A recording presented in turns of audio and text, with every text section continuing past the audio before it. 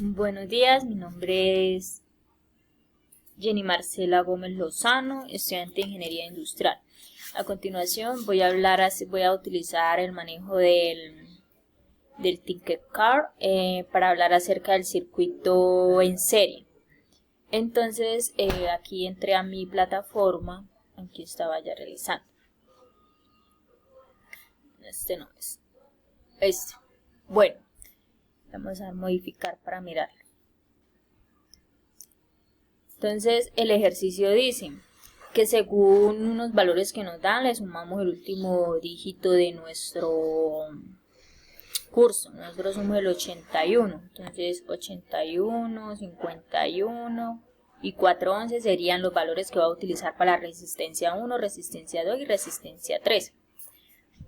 Aquí utilicé la suma de las resistencias, que fue 174, y ya vamos a comprobar en el simulador. Utilicé la fórmula de corriente RQ, que es igual corriente sobre el voltaje de la resistencia. El voltaje que nos dan en el circuito, que es de 9 sobre 1,74, que es la suma de las resistencias. Esto nos da 517.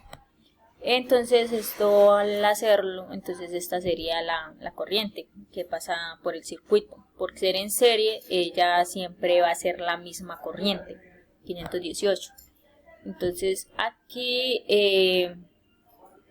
para determinar los voltajes en la resistencia, lo que hice fue, la corriente la multipliqué por la resistencia 1, que vale 581, y me dio 3000 voltios.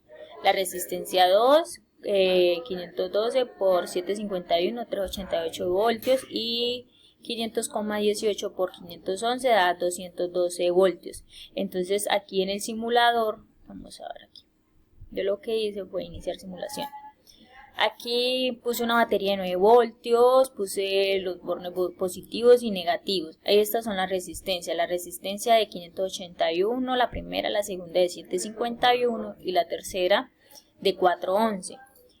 Utilicé las corrientes, ¿sí? Y el multímetro lo puse en voltaje y nos dio, como podemos comprobar aquí, como nos dio en la teoría.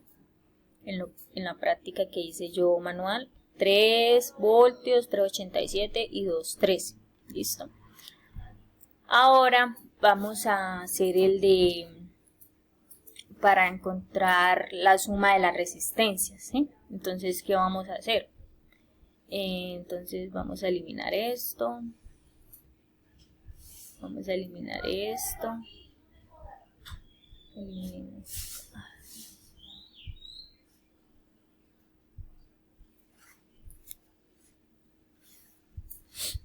Entonces esta la vamos a dejar.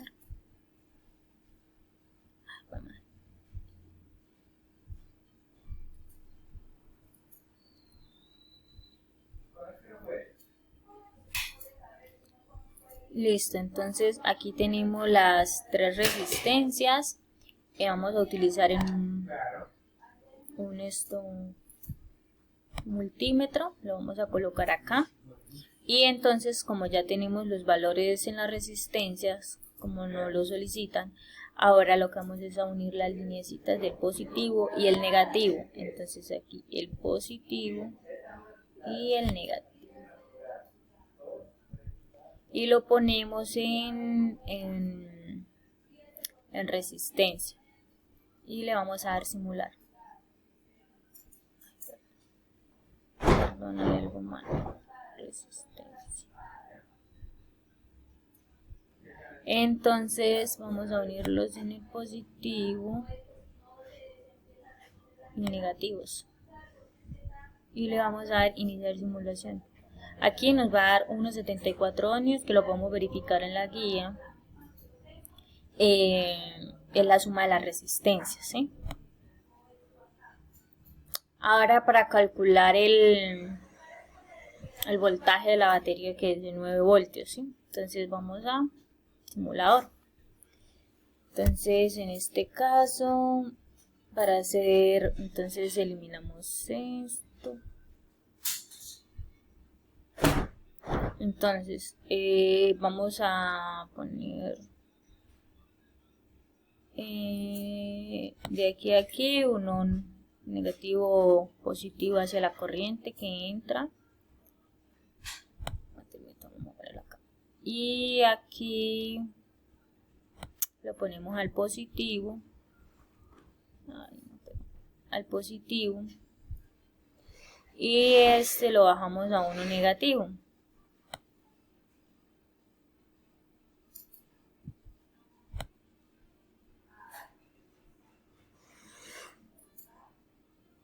A uno negativo.